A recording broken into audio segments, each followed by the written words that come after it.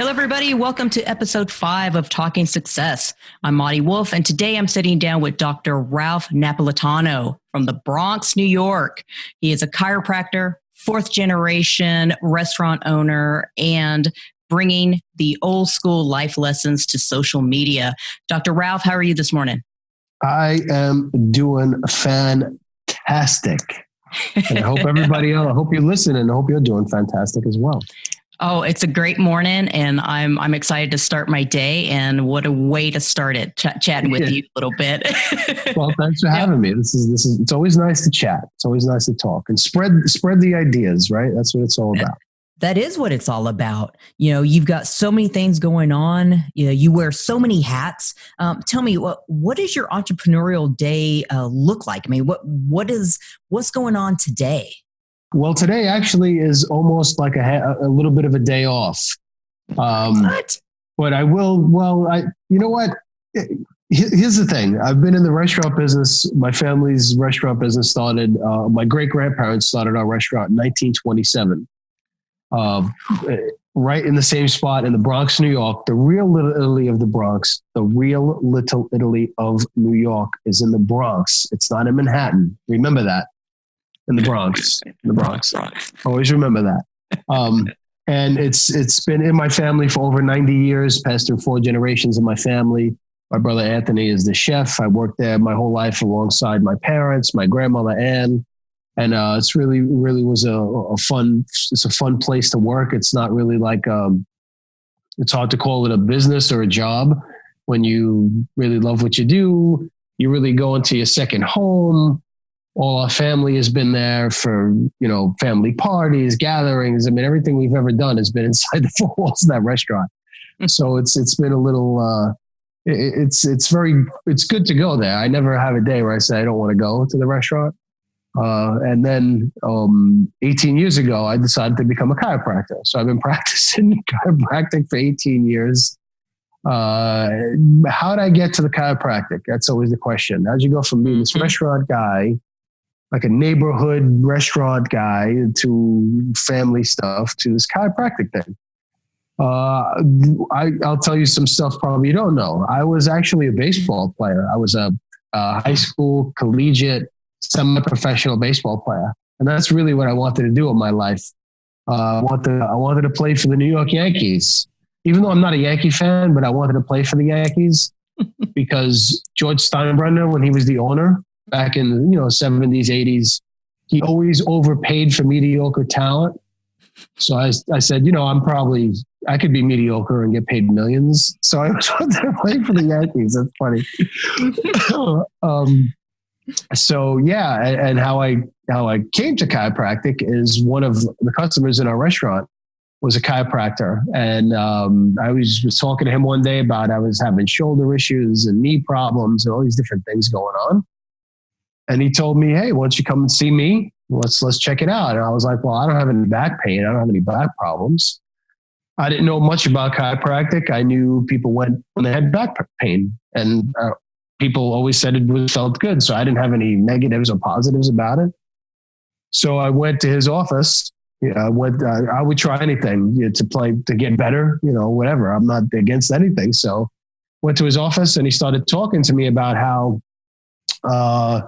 his chiropractic buddy in Texas was Nolan Ryan's chiropractor. Now, if you don't know who Nolan Ryan is a Hall of Fame pitcher. Holds the record for strikeouts and a career as a pitcher, and he played a very long time. And he was one of the guys I always wanted to see pitch when he was pitching because he threw like 100 miles an hour and he struck everybody out every time he played. He threw 7 no-hitters in his career, which is like the next guy has like 2 or 3, and he has like 7 of them. So and he pulled out these X-rays with Nolan Ryan's autograph on it. And it was of Nolan Ryan's shoulder and all this stuff. From that second on, I was hooked. I said, how can I do this to be as a living, and then that's how he got me into it. I got good results and I said, listen, I'm going to go for this. Not whatever the intention of leaving my family's restaurant business, It's funny. I tell my patients in my chiropractic practice that chiropractic is my side hobby. Well, what the internet marketing guys call it, the side hustle. This new thing, the side hustle. A side hustle, yep. Yeah, they always laugh. I said the restaurant's my first love. I'm sorry, I can't. I can't cheat on my first love. But this is my gumana. The restaurants and my gumana is chiropractic, and a lot of my patients laugh and they find it funny. So yeah, I mean that's like my journey, and one of the biggest things I do is I do a lot of the marketing from my family restaurant and get people in the door, keep them happy, and all that kind of stuff. I do social media stuff for the restaurant. I do it for the chiropractic practice as well, and that's how I guess I got really hooked into being an older guy. How I got into social media and online business and having a website and for our family's restaurant and all this kind of stuff. So, and I just find this natural course of just taking now these old school life lessons that I've learned my whole life, and just like I actually started my Twitter. I had a Twitter account, I'd the same one since 2009, and the reason why I started is because it was just like get online, have a Facebook page. I had a Facebook page since 2008. Oh my gosh! Our family's restaurant. It was just there. I didn't know what to do with it. Yeah. And people were just, I didn't even know I had no idea what was going on with it. So then I opened a Twitter account. I had no idea what to do with Twitter. And only like last year, I really started putting stuff on my Twitter account. And for some reason, I hooked in with a few people, and all of a sudden my account just took off. I got like 14, almost, what I got now, I think almost 14, I got 14,000 followers almost inside of less than a year. Wow. So, it's amazing. Things are, it's pretty crazy. I think things are resonating, so it's pretty cool. It's been fun. Yeah. And I, what I love about your story, and thank you for sharing that, is, a lot of people that I talk to, believe it or not, don't have that, haven't been raised with entrepreneurs. And right. Well, I wasn't either. So, I don't know why I should be surprised by that.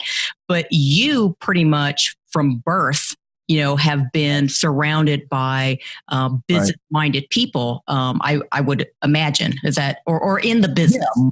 Oh, most definitely. I mean,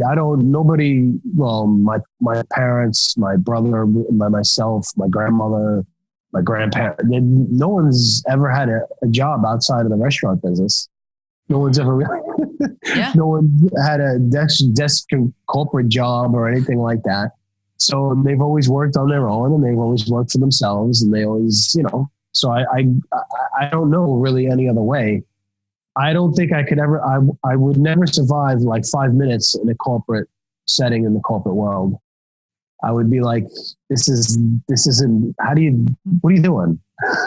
This isn't the way you're supposed to do things, so, and it's the same thing in my chiropractic practice. People always ask, how can you become a medical doctor?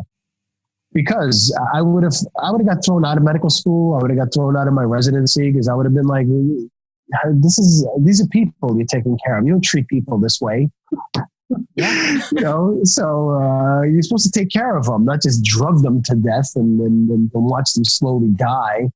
You want to make them live. What gives, and it's like this whole thing, how do you go from the restaurant business into being a chiropractor?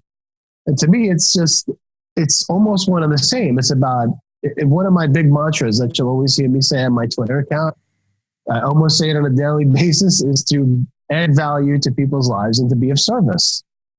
So Amen. The restaurant business, you're adding value being of service. Chiropractic, you're adding value being of service, taking care of patients. And both of them, to me, overlap. It's the same thing. You're giving people a good experience. You're letting them feel good about themselves. You're giving them, especially in chiropractic, you're giving them tools to take into their everyday life to be well. And so it's what I grew up around. I don't know really any other way. A lot of guys online, they want to do, they talk about doing online business and all this kind of stuff. And I've tried it a few times. I just can't do it because I can't sit still 5 seconds. So I don't know how, and I have to interact with people. I don't know how you can just sit. I don't know how people can sit in front of a computer screen all day or just in front of a phone all day without interacting with human beings. I think I've given up like having an online business type thing. But I mean, products, little services, little ebooks I'm writing and all these little things. Yeah, but it's still going to be, you're going to see my face and I want to see people too. So that's, I don't know how people do that. That's kind of crazy. Craziness. Well, it's the age of social media. That's right. It is. Well, which is not even close to being social. Good point. Media. I always laugh when they say social media. I shake my head. I go, what's social about it? Quotation marks. Yeah, big air quotes. I'm like, what the hell social about social media? I can't figure it out yet. but you with the restaurant business and your chiropractic business, you made a really good point where you were in the forefront, having a Facebook and Twitter back in 2008, 2009, and not knowing what to do with it. But it seems like but it almost seems like you had an idea that this was going to be something. Are you more of a forward thinker like that in marketing? Absolutely. Well, I think in life in general, I've always been, even when I went to Catholic school, of course, grammar school and high school, but I was always the guy sitting in class questioning the nuns who were my teachers about religion, about God, about everything. It didn't make for good scenario with my mom, because she was called out to school every other day that I was being a wise ass. And I would say, I'm a why? Because I ask a question, and it would get into a whole different thing. So I've always, I don't think I always like to think and question things. I mean, I don't think that's a bad thing to do or be. I don't think it makes you a smart person by doing that, or some intellectual genius, which everybody thinks everybody I know goes, "Oh, you're so smart." And I'm like, wow, you need to know some better people in your life if you think I'm the smartest guy here. So, but, I always like to read when I was a kid. I always like to, just experience new kind of stuff and always looking ahead. And I think that's what, I guess, with the social media stuff with the restaurant, you saw it. I mean, I saw the phones and all this kind of stuff, how people were, starting to get into this. And okay, I'll tell you, here's a good story. Back in the early, late 80s, early 90s, I actually started a mailing list for our restaurant. And the reason, and it's funny, how I came about it is because when I started watching the mail come to my house every day. And my mother would get a Victoria's Secrets catalog or something, like it was like every day there was something in the mail from them. A little card, a little book, a little whatever. Being a man, you pay attention to Victoria's Secrets, I guess, a little bit too much. But it was striking me, like, and I saw my mother ordering stuff, clothes, whatever, and I'm like, what is this? Like, I don't not know. There's got to be something to this. So then I went to the bookstore and I got there was a restaurant marketing, a really small book like this.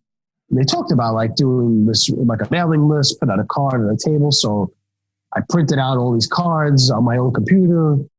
I put the names on the table. People were filling out the cards. Then I just started sending stuff to them every month. I'm almost like a kind of a newsletter type thing, but it was like one page with like, come to the restaurant. It was so, I wish I had this stuff. It was so bad. It was so bad. But the first year I started this, and then it got really out of hand. I had to print all the labels and I was doing it all by myself. I was like getting really crazy. And then, one year that almost next year I had it. I mean, I had like almost 2,000 people on this list. And I wish you know what, there's so many, talking about entrepreneurial opportunities that you missed. You should, if I would have just kept going with it, maybe it would have took me in the direction of being a millionaire. But what I did was I had all these names on the list. I said, we're going to throw a New Year's Eve party. We always used to have New Year's Eve in the restaurant, but it was just a family thing. We just hang out, nobody there. We watch that on TV. Dick Clark, the ball drops. We would just celebrate ourselves. So I said, you know what? We're gonna have a party. We're gonna get a DJ. We're gonna do a complete dinner, and everybody in my family, my brother, my mother, nobody's gonna come here for that. Everybody goes downtown, and everybody goes wherever. And I was like, bullshit. I said, this is people like our restaurant. They're gonna want to come here. I said, I guarantee it. So I put this really crappy flyer together that I did on whatever program. I don't even remember the program that I used on the computer. And it was really crappy, like clip art. Like I remember it. It's like a couple in a silhouette, like dancing. And that's all I had. It was black and white on like, and I think it was just white paper. I didn't even realize to use different colored paper yet, all that kind of stuff on white paper. And I didn't have anything. I just put the labels on. I put the price, the set dinner that you're going to get, live DJ, make your reservation. And I just folded it and stuck it in the envelopes. No like sales letter, no like pre-offer, and sent it out. And I was like waiting. I only did it once. It was one mailing. I didn't even know to do a second post. Wasn't really that deep into anything. And waiting and like, oh, see, nobody's coming. I'm like, no, this is going to be okay. Now I'm thinking they're right. Nobody's coming. Like, no. Everybody, they're coming. I'm telling you. And I'm like, oh shit, they're not coming. I screwed this up again. So all of a sudden, start getting reservations. We wind up having 68 people in the restaurant. The restaurant holds like 70 people. It's not really, and it's not a huge place. But it wound up having 68 people for the New Year's Eve party. And I told everybody, you see, I told you. and it was like, they were like looking at me, they were shocked. They couldn't believe it. So I was like, I'm telling you, there's stuff to do. And now I should do more mailings, but I do more online. I do a little, once or twice a month, I should do it more, send out a little email, a little story, a little offer. And it works out pretty cool.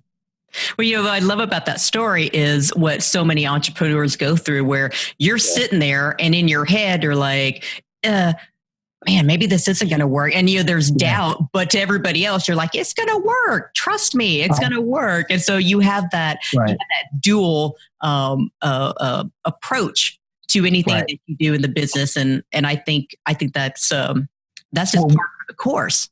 One of the things I think that made it that way is for some weird reason, I was never afraid to, I'm still not afraid to fail at something. I'm not afraid to and when the failure does come down, I'm not afraid to get all, I told you so, you don't know what you're doing. So, I always looked at it as like, hey, listen, at least I'm doing something and taking a chance. But I think that also goes for, my and that really comes from my sports background, where, being I played high school, collegiate, semi-professional baseball. And I was always, baseball is a game where you have to, it's probably the most mentally grueling sport, because the whole sport is based on failing. You fail more than you succeed. If you fail 7 times out of every 10 times you come up to bat, you could be a Hall of Famer. So wow. How do you deal with those 7 times? It's the whole game really is based on failure. You can go out one day, go 0 for 4, strike out twice, make 2 errors, make your team lose the game. And the next day you show up, you go 3 for 4, hit 2 home runs, drive in 6 ribbies, and be the hero of the game. So that's right there. That's life balance also, because that's how life actually works. And I always tell people, if oh, football is like life. I said, football is not like life. I said, football is a constantly moving sport. Life is generally boring on a daily, day-to-day basis. It's another one of my lessons I try to teach people. Everybody's always, because I hear from my children, I'm bored. I tell them, listen, life in general is, every day is just boring. It's monotonous. It's tedious. You have to find ways in order to fill the gaps. You can't just wait for somebody to fill the gap. You can't just keep looking at your Instagram page and looking at other people thinking that their life is exciting, because their life isn't exciting. It's that little moment in time, that little snippet that you should see. But life in general is just not like that. You know, you watch celebrities, you think their life is, oh, everything's exciting. And it's just, no, it's not. So life is a lot of waiting for your chance and your opportunity. And that's exactly what baseball is. You have to wait for your chance and your opportunity, especially if you're a hitter. I got up that inning, I struck out. I have to wait till 8 more guys get up inside that game and then take my chance again. So that's really what life is preparing in the middle to when you finally get the opportunity. And what are you going to do when you get that opportunity? And then if you happen to succeed at that opportunity, are you done succeeding, or are you going to build on it? You got to build on that success. When you have the opportunity and you fail, which kind of, there really is no such thing as failure. You just got a result, good result, bad result. If you got the bad result, what are you going to do with it? Are you going to sit and say, I suck? I told you, you're done and you're going to quit? Or are you going to find out what happened and figure out what happened and then build on that to make sure it doesn't happen again? And that's one of the biggest things I definitely stress to my children a lot. And I put that all over my Twitter also. That's what you have to do. And it also goes back to, you have to think about the time when my family decided my great-grandparents decided to open a restaurant business in New York.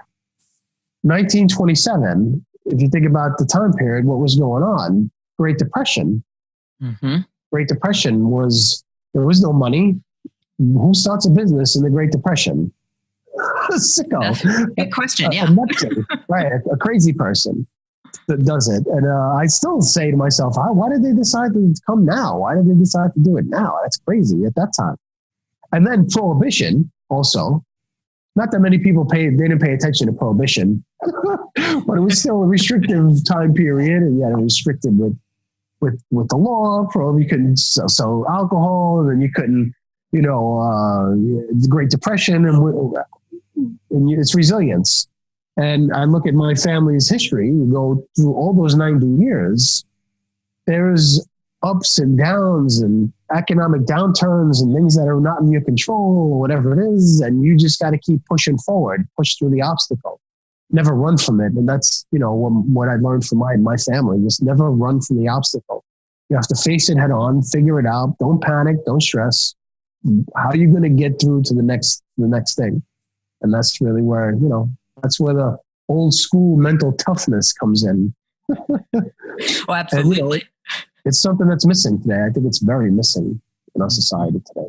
Mm-hmm. Well, that kind of takes me to what's coming up for you, because I have really enjoyed the old school life lessons on Twitter, and I think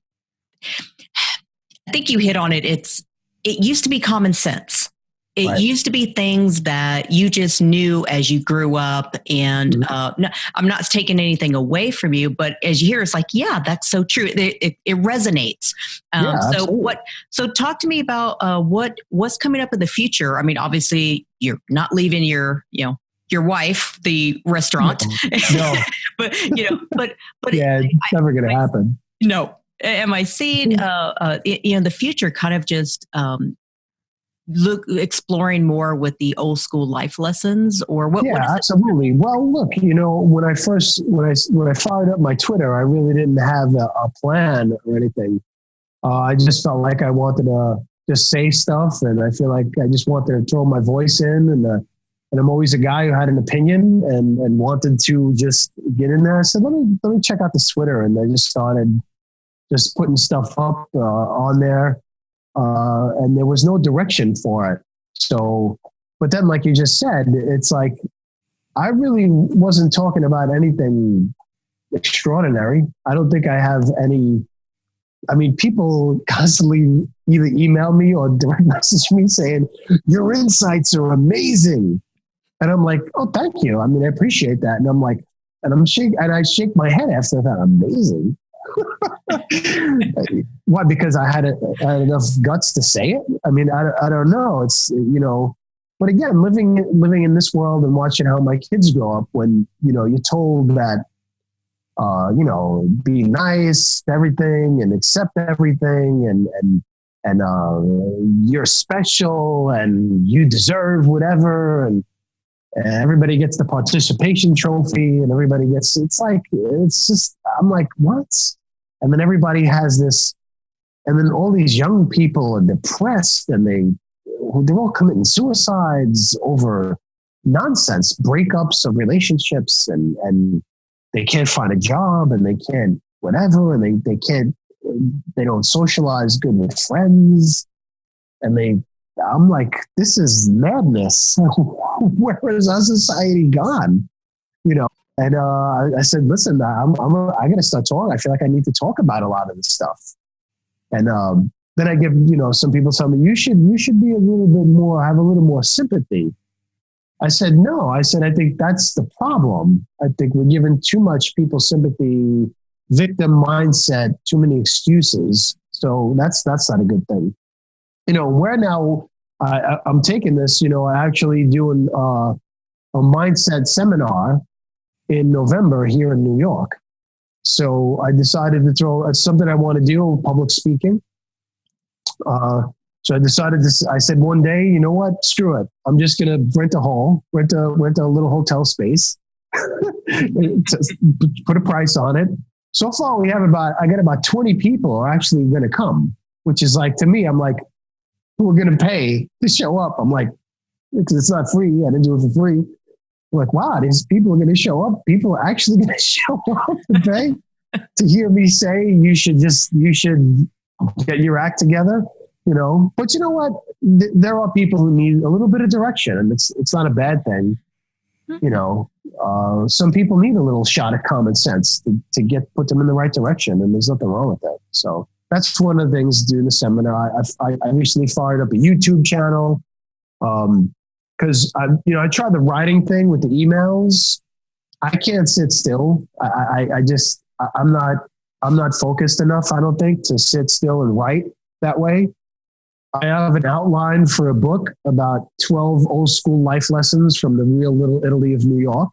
Nice. That again, I've written out some like chapter heads, and again, it's going to just be most of the lessons inside the four walls of my family's restaurant.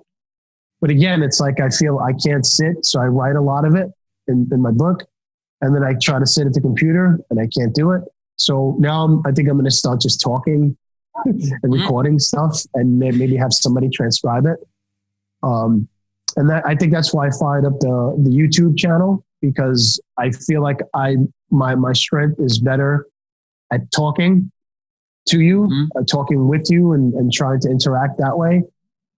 I grew up that way. I've been talking to people. I've been public speaking. You don't realize it. I don't realize it. I've been public speaking my whole life since I'm a little boy, because sure, I've talked to all the customers in the restaurant, strange people that I have no idea who they are, and start talking to them, make them smile, entertain them, give them the experience.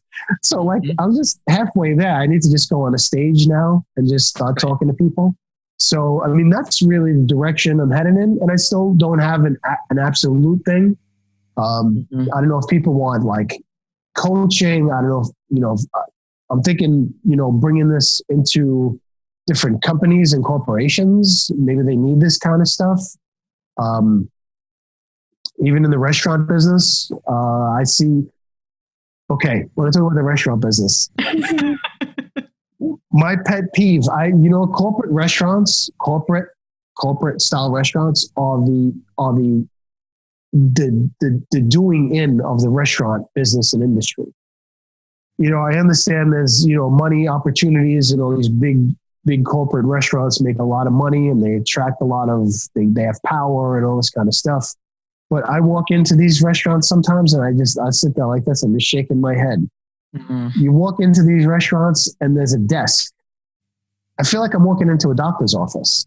There's a desk, like a front desk with a couple of girls or whoever standing behind it. And you walking over to them and they, oh, how many? I got 4. What's your name, Ralph? And then they hand you this little beeper box. Here you go. We'll call you when you're ready. Mm-hmm. Like, what is this? That would be I think one of my goals, and that's a good thing.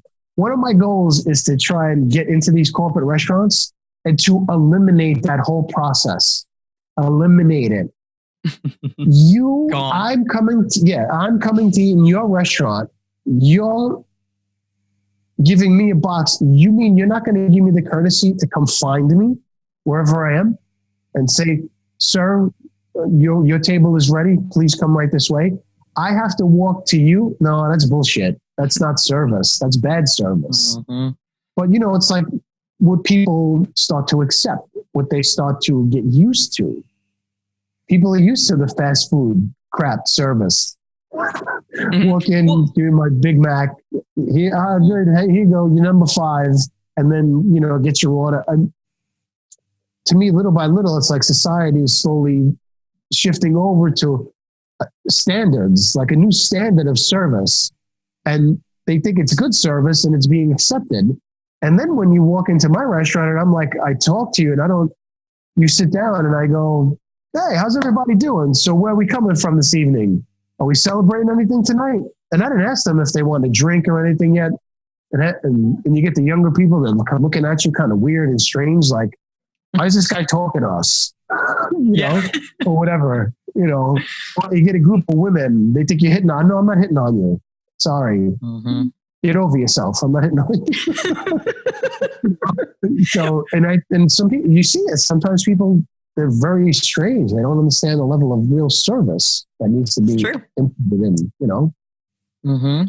I got that direction of like maybe heading in these avenues and just throwing stuff out there and see where it sticks, Well, one of the things I appreciate about you that you just said, you're not a trained coach. You're not, a motivational speaker, that has books and all this kind of stuff. You're just a guy who has valuable things to say, and it because you've been told, and that's just how you grew up. And I love that you take that and you run with it, because a lot of people, get stuck in, well, I can't do that. Who am I? I don't have anything, and it's that self-doubt. And, and I think that that's really, from what I'm hearing and what I've experienced from your YouTube channel, which is great, is that, it's not about self-doubt. It's about, just do it.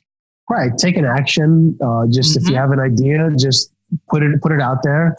Again, it's don't be afraid to fail. It's, it doesn't matter if somebody, because everybody worries about being ridiculed or get the finger pointed at them and see, I told you so, and all this kind of stuff.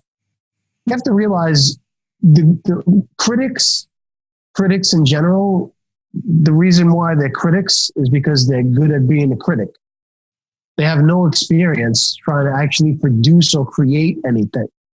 Mm-hmm. So that's why I hardly ever listen to, even when I was a kid, I don't listen to any type of critic of anything. People, food critic, especially food critics, don't even, I don't listen to any kind of critic of anything most of the time, because how they come out is they're not creating anything. They're taking someone else's creation and they're trying to tell you if it's good or bad. I don't need you to tell me I'll experience it myself. And in this day and age of Yelp, where people can write online reviews, I've had young kids walk, into my restaurant, and I hear them talking, and even adults, which even more shocking. And they walk in, they never seen the place. They walk by and they're firing up their phones. And they're looking at Yelps and all this kind of stuff. Oh, well, this guy said it wasn't good. And that guy, I went, you know what?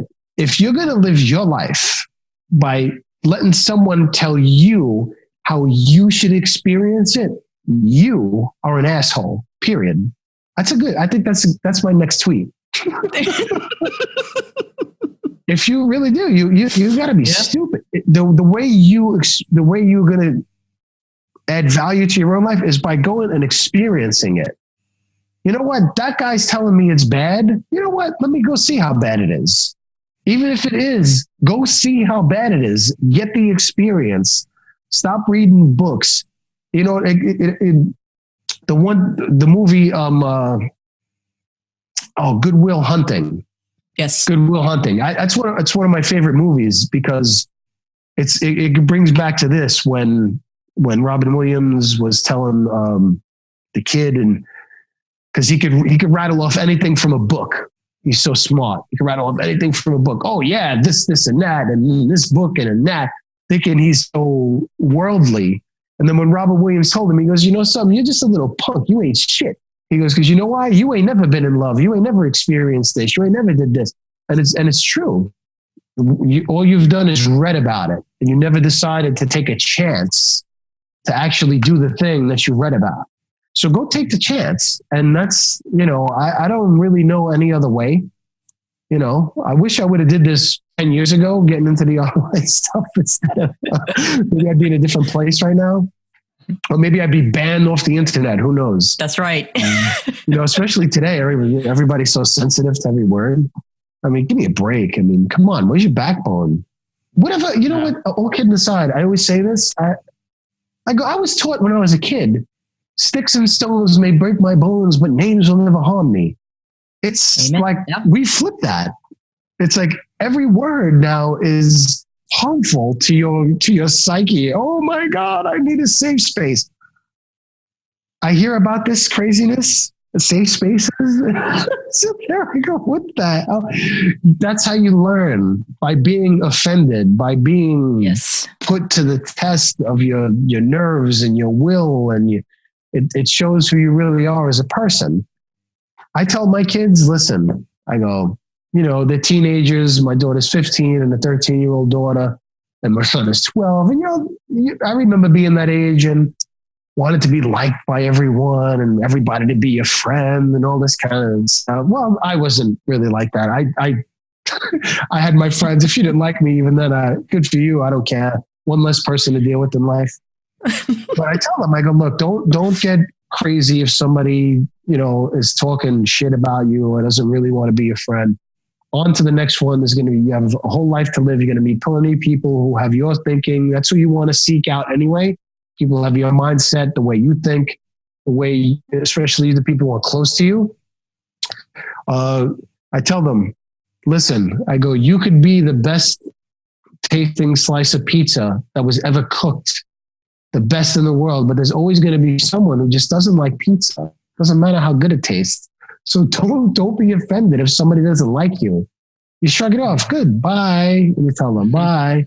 So that's why a lot of people, I think, more so today, are afraid to strike out or do or put their opinion into the fold, because they're afraid that somebody's just not going to like them, and they're going to say, screw you. Oh, who are you? And then they're going to go back into their shell, say, oh, see, that one person didn't like me. They're right. That one person's opinion, they're right. Yeah, okay. They're right. And I should go back in, No, you got to, especially being coming from the restaurant business my whole life, and hearing everything about how, your restaurant's the greatest restaurant that I've ever been to. It's the best food that I've ever eaten. Oh my God, it's great. Your place sucks. The food was horrible. Right. Your restaurant stinks. Okay. Because you're not going to please everyone, and it's okay. As long as when you realize that you're not going to please everyone, everyone's not going to be always for you. Most people are going to be against you, especially if you're an entrepreneur, somebody who has a thought that wants to go out into the middle of the sphere or whatever it is. Most people are going to be against you because they fear that you're going to succeed, and they're not. And I get a lot of that on my comments to, oh, no shit. You really had big deal. You had to tweet this out. You really had to tell this to people. I said, well, I don't see you saying it. At least I'm not afraid to say it. You said, fire up your page after you get your 42 followers on your Twitter. With you start saying what I say. Copy. I told people, copy every one of my tweets. I said, and go put it on yours and own it yourself. I don't care. I said, you still won't have anybody following you because you don't have enough. You don't want to go out there and put your thoughts and everything out there, you know? Thank you so much. Well, that's so true. And that is the foundation of entrepreneurialism. Put yourself out there. That's one of the things that I love about what you're doing is like, you don't listen to what everybody says. And so many people just, one person says, oh, that's a stupid idea. Or, why are you doing that? And anytime somebody questions, that's when you should push forward, and so push even harder. That's right. Exactly. So thank you so much, Dr. Ralph. I am excited to see what old school life lessons come my way. And I love your YouTube channel. And going back to what you were saying, where I can't sit down and write, my book, but I love your YouTube because you're actually walking in the park. Yeah, you're walking, you're moving, and there's stuff going on around you, and I love that you're not afraid to be, oh, no honking horns, or it's just like you're waving at people who are honking at you. And, that's life. It's funny. People are passing by me and they see me talking into my phone, and I see them looking at me. I don't care. I don't know you. It doesn't matter. That's right. As a matter of fact, I want to give them here. You should follow. If you have that attitude, you should follow my. I got to make little cards. Follow my YouTube page. Do something. Yeah, absolutely. Well, Dr. Ralph, thank you so much for sitting down with me. I'm you're welcome. So happy. It was a pleasure. Oh, thank you so much.